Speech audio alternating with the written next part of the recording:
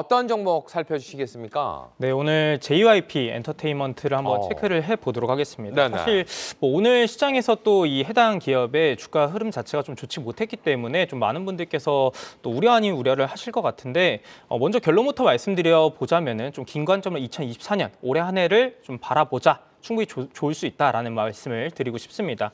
사실 최근에 이 JYP 엔터테인먼트가 이제 하락했던 그 요인들을 보시게 되면은 수급적인 부분들을 한번 체크를 해 볼 수 있겠습니다. 보시면은 이제 최근 3거래일 동안 외국인이라든지 기관 그리고 연기금 중심의 매도세가 지속적으로 이렇게 출회되고 있었던 흐름이었다라고 보실 수가 있는데 아무래도 이제 이 해당 기업의 이런 흐름들이 나타났었던 요인들은 중국 시장이 이 엔터 관련해서 좀 침체됐다라는 그런 이야기들이 나와주면서 이번 4분기에 대한 실적이 시장 전망치를 하회할 것이다라는 그런 전망들이 들려왔기 때문이다라고 보시면 될 것 같습니다.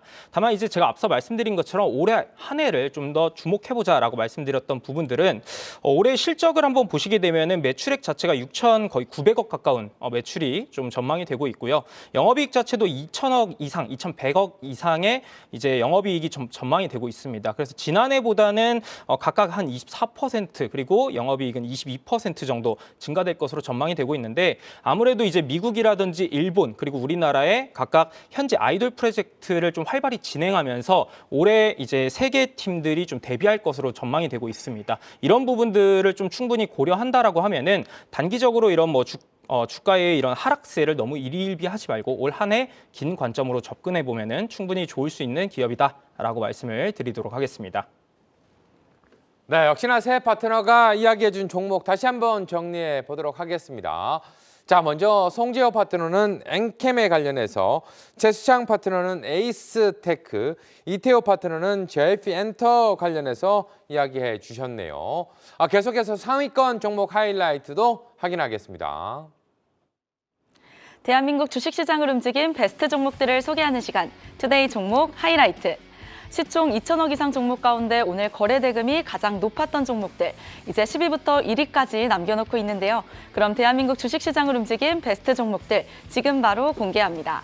먼저 10위입니다. 지주사의 미국 나스닥 상장 추진 소식에 오늘 장 초반 출렁인 셀트리온이 순위 열어줬고요. 삼성전자의 로봇이 제품 제작 기대감 속 오늘 장 상한가 달성한 인탑스가 8위 차지했습니다. 이어서 6G와 함께 주목받고 있는 통신 장비주, 오늘 17%대 급등한 KMW가 6위에 올라와 있고요.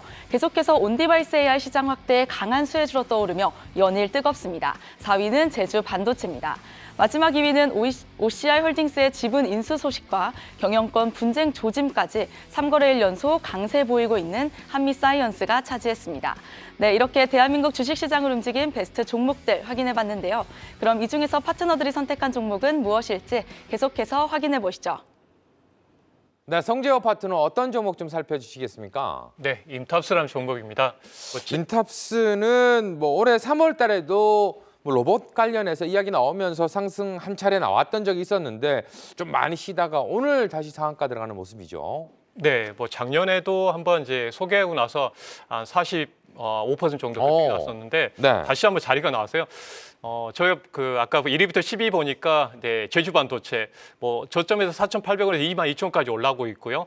LNF도 제가 저하고 연결된 기업 중에 하나라서 한번 말씀드렸고, 인탑스, 그래서 새로운 종목 인탑스를 한번 더 보여드리는데, 제가 핵심주 지난주에 뭐 주식 최강야구에서도 유망주 소개해드렸는데 그 다음에 또 금요일 정도에서 제가 이제 저가 매수 들어갔습니다. 한번 준비된 하여튼 차트 한번 보여드리고, 제가 이걸 말씀드렸어요. 뭐냐면 제가 방송 시간에 최근에 말씀드렸던 게 뭐냐면 바닥에서 충분하게 급등주 잡아낼 수 있다. 이름이었거든요. 여러분들 이제 많은 분들이 고점에서 따라가기 때문에 이런 부분을 말씀드렸는데, 제주 반도체도 4,800원 바닥이었죠. 그러니까 인탑스도 보시면 어떻습니까? 이 구간에서 알려드렸죠. 이 구간 바닥이잖아요. 수렴하는 패턴에서 올라온 구간이 있었습니다. 그러니까 충분히 이렇게 모멘텀만 된다면 바닥에서 큰 수익을 거둘 수 있거든요. 제가 그래서 이런 구간을 노려보시는 게 좋습니다. 그러니까 너무 급등 따라하지 마시고 싸게 사서 비싸게 팔면 되는 거잖아요. 그래서 저희도 지금 보유하고 있으면서 상한가를 오늘 또 맞이를 했습니다. 이런 부분이야. 왜 이렇게 올랐냐고 물어보신다면 제가 말씀드렸죠. 서비스 로봇으로 보시라고 말씀드렸습니다. 그 대표적인 서빙 로봇 쪽이잖아요. 대기업들이 하는 것을 따라가면 거기에 답이 있다. 그래서 LG도 그렇고 이 삼성도 마찬가지지만 아직 서비스 쪽으로 갑니다. 그래서 인탑스는 이제 베어 로보틱스 쪽에 2021년도부터 서빙 로봇을 독점 공급하고 있습니다. 원래는 이제 IT 기업이에요. 핸드폰의 케이스를 만드는 기업이고 가전 쪽의 케이스를 만드는 기업인데요. 대표적으로 삼성전자의 갤럭시 시리즈하고 가전 쪽을 공급하고 있습니다. 그런 삼성전자하고 연결점이 있다 보니까 삼성전자가 로봇 사업을 할 경우 여기에 수혜가 될 수밖에 없겠죠. 그래서 이런 이탁 생산에 어떤 최적화되어 있는 인탑스가 주목을 받을 수밖에 없는 사안. 한번 그 서빙 로봇 한번 보여드리고요. 지금 오늘 이제 주목받았던 게 이 에어로블 쪽입니다. 실제로 우리가 이분이 이제 착용하고 있는 게 이런 제품들인데요. 그래서 이게 어르신들이 또 다리가 불편하게 할 경우에는 이 로봇을 이용해서 에어로블 착용해서 움직이게 되면 상당히 탄력을 받습니다. 이게 보핏이라는 거고요. 그래서 삼성이 이제 먼저 의료용 쪽, 이 보핏 에어로블 쪽을 이제 공급을 하는데 이 시제품을 이제 인탑스가 만들고 본격적으로 생산할 경우에는 인탑스가 독점 공급할 가능성이 크다는 점에서 오늘 주목받았으니까요. 추가적으로 아마 제가 봤을 때는 이제 43,000원대가 상당히 이제 어떤 그 저항대가 있을 수 있으니까 그 점만 잘 보시면 좋을 것 같고 자세하게 이 시간 짧기 때문에 이따가 공개 방송에서 자세히 또 인탑스에 대해서 풀어드리도록 하겠습니다. 네, 계속해서 최수창 파트너 어떤 종목 살펴주시겠습니까? 저 공교롭게도 오늘 경영권 분쟁 얘기 나오는 것 같은데 한미사이언스예요. 한미사이언스 요즘 뭐 좀 큰 약간 제약 바이오 쪽 뭐 합병 이런 이야기가 나오면서 좀 어려운 부분들도 있고 좀 좋은 부분들도 좀 있는 것 같더라고요. 이거는 좀 긍정적으로 해석을 해야 될까요? 어떻게 보십니까? 이거는 이제 긍정이냐 부정이냐 문제가 아니에요. 예, 그냥 트리거가 된 거잖아요. 그러니까 이 이슈가 얼마나 확산이 될 거냐 아니면 그냥 해프닝으로 끝날 거냐예요. 그러니까 최근에 뭐 매각 제가 지난번에도 뭐 레고캠 바이오 같은 경우 매각 이슈가 있을 수 있다 했는데 결국 나왔어요. 네. ADC 관련돼서. 근데 지금 한미사이언스는 이슈는 딱 하나입니다. 이 경영권 분쟁화가 될 만한 요인이 있냐 아니냐거든요. 근데 이거를 어떻게 보면은 지금 집안 싸움이 이루어지는 건데 엄마하고 딸하고는 한편, 아들 장남하고 차남하고는 한편, 임종윤 그다음에 임종훈. 근데 또 이거 한편이 확실한 것도 아니고요. 거기다가 이 과거에 아버지 돌아가신 아버지의 고향 후배인 신동국 회장, 한양정밀 회장 이분의 지분도 한 12.76%, 12% 이 정도 있거든요. 이분이 어느 편에 가냐에 또 달라지거든요. 그러니까 한미사이언스가 저도 사실 궁금해요. 집안에 어떤 내용이 있길래 엄마하고 장남하고 이렇게 사이가 안 좋을 건지 패싱할 정도인지 뭐 그거 제가 알 수가 없잖아요. 그렇죠? 근데 이런 이슈를 가지고 주가가 올라갔다면 계속해서 트리거 역할을 할 거다. 그래서 정말 경영권 분쟁이 심화될 거다라고 하면 주가는 수급의 논리, 거래. 여기서 말하는 수급은 외국인 기관 수급이 아니라 계속 물밀듯이 들어오는 단타 수급이겠죠. 그런 수급들에 의해서 시세 분출이 이어질 것이고 아니다. 이건 싸우면 안 된다. 지금 표싸움에도 만약 신동국 회장이 송영숙 회장 지금 임종윤 회장, 김종윤 사장이 엄마에게 편을 든다고 하면 이건 사실상 게임 끝나는 거거든요. 그냥 해프닝으로 끝나는 거겠죠. 옛 트위터 계정에다가 이제 이거 패싱해서 자기 논란이 됐다. 이거 한번 짚고 넘어가겠다 하지만은 현실적으로 짚고 넘어가도 쉽지 않을 겁니다. 본인이 자본도 없죠. 우군을 확보하기도 쉽지 않을 거거든요. 그래서 한미사이언스는 단기 급등의 변동을 좀 유의하셔야 됩니다. 그리고 차트 잠깐만 보면서 이것도 설명을 드릴게요. 한미사이언스 차트 잡아주세요. 그러니까 오늘 이거는 뭐 시장이 불안한 상황에서 이런 이슈가 나오면서 계속 거래를 빨아들였다고요. 어제 오늘 보면 오늘 거래 대금이 무려 6천억이 넘잖아요. 이건 제가 볼 때는 장중 단타꾼들이 계속 들었다 놨다 한 거예요. 그래서 이 변동성은 어디까지 이어질지 모르지만 만에 하나 이게 분쟁이 해프닝이 끝난다면 이 변동성 여러분들이 주의하셔야 되겠고 제가 이 차트 왜 잡아달라고 했냐면 아까 에이스테크를 저보고 공부 좀 더 하셔야 된다고 하신 분 있어가지고 공부 제대로 해드릴게요. 에이스테크는 제 경험상 공시 내용을 보면 아주 수상한 게 많은 기업이에요. 뭐 세계 3위? 그런 거 중요하지 않아요. 팩트는 내 눈에 보이는 거. 시계 차고 좋은 차 타고 사는 사람들 대부분 다 홍준표 대구시장 얘기했잖아요. 검사 생활 30년 해보니까 사기꾼이더라. 재무제표를 봤을 때 지금 3년 연속 적자예요. 그런데 공시 내용에 더 파고들면 굉장히 수상해요. 그 점을 보셔야 돼요. 그리고 만에 하나 솔리드라는 회사가 있어요. 같은 5G인데 이 회사는 뭐예요? 지금 3년, 21년, 22년, 23년 연속적으로 매출과 영업이 증가하고 있다면 여러분 같으면 솔리드가 더 좋은 기라고 생각하십니까? 아니면 에이스텍가 더 좋은? 흑자 전환할지는 저는 몰라요. 탐방을 가본 적은 없어요. 확실하게 공시 내용과 과거의 그런 공시 내용을 봤을 때 제 경험상 스멜한 경우가 많으니까 그런 걸 공부해보라고 말씀드린 거지, 제가 탐방 갔다고 내부자 정보가 있어가지고 흑자 전환할 거다 그런 전망을 할 수가 없고, 네. 이런 팩트를, 개인 투자자분들 이런 팩트를 가지고 스스로 판단하는 힘을 기르는 게 중요하지, 남의 정보에 의해서 뭐 이렇다더라, 흑자 전환 한다더라, 뭐 한다더라.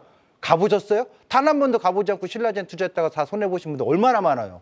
전 신라젠 직접 가봤어요. 너무 궁금해가지고요. 양산에는 물군면에요.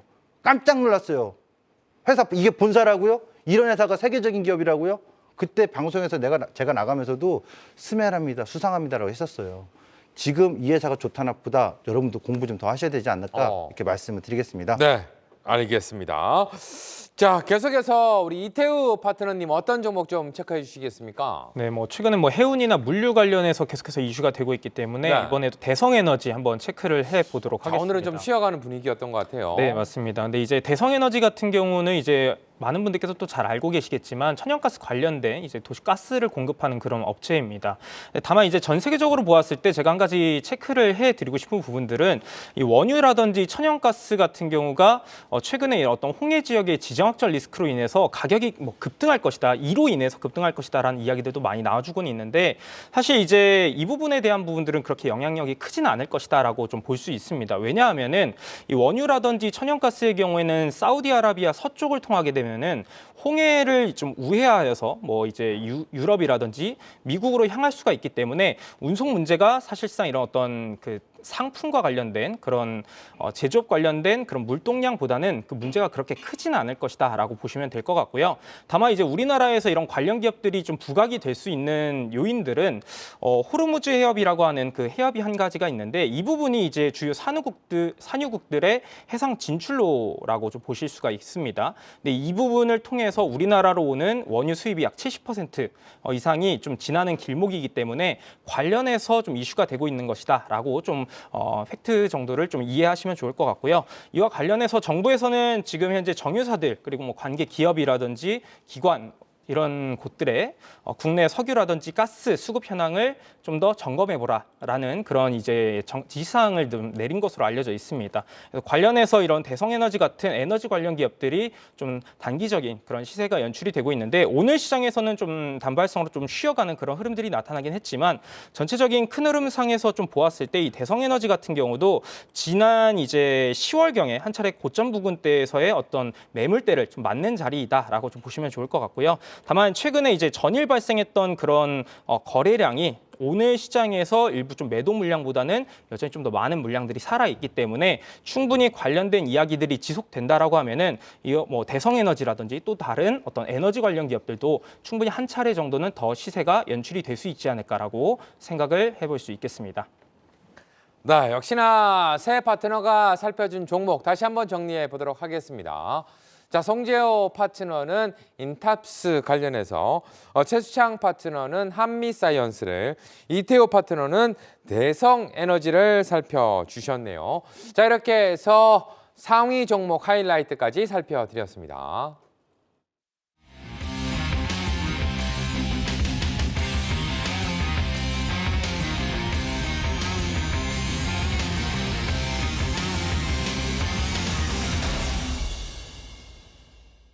네, 지금 이 시간은 여러분과 함께 만들어가는 시간입니다. 수수께끼 종목에 대해서 여러분들이 좀 채팅창을 통해서 맞춰주시면 되겠고요. 자, 먼저 송재호 파트너님, 어떤 힌트 준비하셨을까요? 좀 이제 개별주 흐름도 이어지고 있어서 좀 최근에 이제 원전주가 좀 조용했잖아요. 네네. 그래서 또 이슈가 나오면은 한 번쯤 이제 개별적으로 이용해 볼 수 있을 것 같아요. 원전주인데 잘 들으셔야 됩니다. 그 네. 이름이 여기에 돼 있거든요. 아이들이 좋아하는 치킨 회사 이름이 있는데요. 대표적으로 프링클 골든킹으로 유명하죠. 네. 또 이름 안에는 또 기침 소리에 들어가는 소리에 어떤 철자가 들어가 있습니다. 자, 지금 뭐 종합적으로 설명을 상당히 잘 해줬는데 우리 최수창 파트너님은 살짝 멍한 것 같아요, 지금. 갑자기 치킨이 생각나요. 아, 치킨이 생각나는 그런 BBQ. 시간대가 맞죠? BBQ. 아, BBQ BHC. 생각이 좀 난다. BHC. 이런 것만 기억나요 지금. 저도 약간 비슷한 느낌이었는데 네. 뭐 재채기까지 뭐 이야기가 나와서 일단 우리 이태우 파트너님은 어떤 종목이 좀 떠오르실까요? 방금 이제 말씀을 또 BHC 이야기를 해주셨는데 네. 원전주라고 하니까 BH가 또 들어가는 그 기업이지 않을까. 해당 기업의 종목명에 또 기침 소리, 애취 뭐 이런 네. 게 또 들어가서 BHI 한번 예상을 해보도록 하겠습니다. 지금 채팅창에서도 BHI다 이렇게 또 적어 주신 분들이 많고요. 단연 치킨 얘기가 나왔더니 채팅창에 난리가 났습니다. 맛있죠? 먹어야 되겠습니다. 뭐 이런 이야기가 나오고 있는데 자, 이 종목과 동시에 소개 부탁드리도록 하겠습니다. 뭐 대표적으로 지금 이제 발전소 특히 원자력 관련해서 이제 기자재 쪽에 관련된 기업입니다. 그래서 이 회사는 이제 발전소에 뭐 또 철강 쪽에 다 연결되어 있는데 최근에 LNG 쪽에 발전도 많이 주목받고 있는데요. 여기에 뭐 설계부터 제작 시공까지 들어가는 어떤 그 능력을 가지고 있는 기업이기 때문에 항상 주목받죠. 테마로 보면. 그래서 BHI는 또 추가적으로 이제 고객사로 보면 우리나라 한수원이 있고 또 미국의 원전 관련 회사인 웨스팅하우스라는 회사가 있습니다. 그래서 올해 그 웨스팅하우스가 2022년도에 폴란드 쪽에 대한 수주를 받았는데 올해부터 이 매출이 발생하기 때문에 고객사의 이 원자력 그 관련된 그 부자재 쪽으로 연결돼서 이제 매출이 발생할 것 같아서 좀 본격적으로 매출이 좀 반영될 것 같고 또 올해 안에 이제 유럽 쪽에서 보면은 이제 추가적으로 이제 모멘텀을 찾아보니까 영국이라든지 또 뭐 이렇게 체코라든지 이쪽에 이제 그 원전에 대한 어떤 이제 수요에 대해서 이제 공급 계약 이슈가 좀 있을 것 같습니다. 그리고 2025년에 네덜란드 그리고 또 추가적으로 보면은 우리 사우디아라비아라든지 아랍에미레이트, 뭐 핀란드 이런 유럽 국가, 동유럽 국가들의 그 원전 쪽에 대해서도 좀 모멘텀이 있기 때문에 올해 들어서 본격적으로 원전 쪽을 좀 유심히 보시면 좋을 것 같고 추가적으로 국내에서는 이제 석유 관련 석탄 화력 발전소가 좀 환경 문제 때문에 암모니아 이런 그 관련해서 좀 보니까 혼수화 사업을 시작하고 있으니까 올해 그 부분들이 국내에서도 매출이 발생할 것 같습니다. 그래서 BHI 또 오랫동안 한번 쉬어갔으니까 차트 보시고 한번 잠깐 연결을 보게 되면 네. 급등이 심합니다. 변동성이 상당히 커요. 개별주기 때문에 그래서 만약에 이때도 한번 올라오고 나면 무조건 급등 나오면 매도하는 전략을 보실 필요가 있겠습니다. 그래서 5일선과 20선을 잘 체크를 하셔야 되겠고요. 만약에 올라오면은 이제 급등을 이용해서 단기적인 트레이드 관점에서 대응하실 필요가 있을 것 같습니다. 최근에 또 얘기가 잘 안 나왔고 단기적으로 좀 살펴보자 이렇게 이야기를 해주셨는데 간단하게 우리 최수창 파트너가 바라본 BHI는 어떤 모습인가요? 기술적으로는 자꾸 이렇게 유혹을 해요. 어, 근데 전 사실 원전 안 좋아합니다. 네, 물어보셔가지고 네, 뭐 솔직하게 얘기하는 거. 아마 방송 보신 분들 알 거예요. 최수창 대표가 제가 네. 방송 나서 원전을 좋은 얘기를 한 번 한 적이 없어요.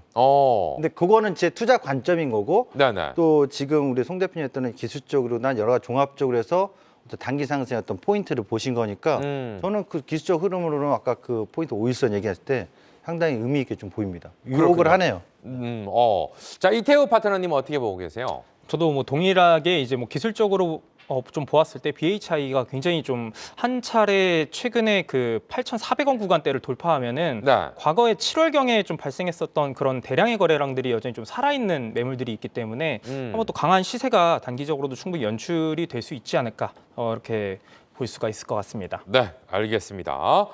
자, 계속해서 최수창 파트너의 힌트 또 들어봐야 되겠죠? 어떤 힌트 준비하셨을까요? 이거 힌트 주기 힘든데요, 자꾸. 어, 저 오늘 이 힌트 줘야 되는지 몰라가지고 네네. 오늘 이 시간에 제가 왜 화요일 날 나오는 게 아니라 원래 목요일이잖아요. 그렇죠. 예. 그러니까 힌트 비엔나? 비엔나? 비엔나? 이름에 비슷한 이렇게 하면 어려운데 이거. 그렇죠. 이게 음식료도 네. 아닌 것 같고. 네. 원익 QNC 하면 생각나는 관련 기업이 있습니다. 원익 QNC 하면 생각나는 관련 네, 기업인데. 퍼츠 기업입니다. 비엔나랑 약간 비슷할 수도 있다. 이렇게 또 이야기를 해주셨고요. 우리 이태우 파트너님. 네, 어떤 종목이 생각나십니까? 사실 비엔나라고 하셔가지고 식품 관련인가 또 생각이 들었었는데 네네. 또 이제 원익 QNC 말씀을 해주시니까 또 네 글자의 또 기업이 하나 반도체 관련 기업이 생각이 납니다. 자, 네 글자의 반도체. 우리 송재호 파트너님은 어떤 종목이 떠오르실까요? 네, 딱 정해져 있는 것 같아요. BCNC. 퍼츠 부분이라. 네. 네네.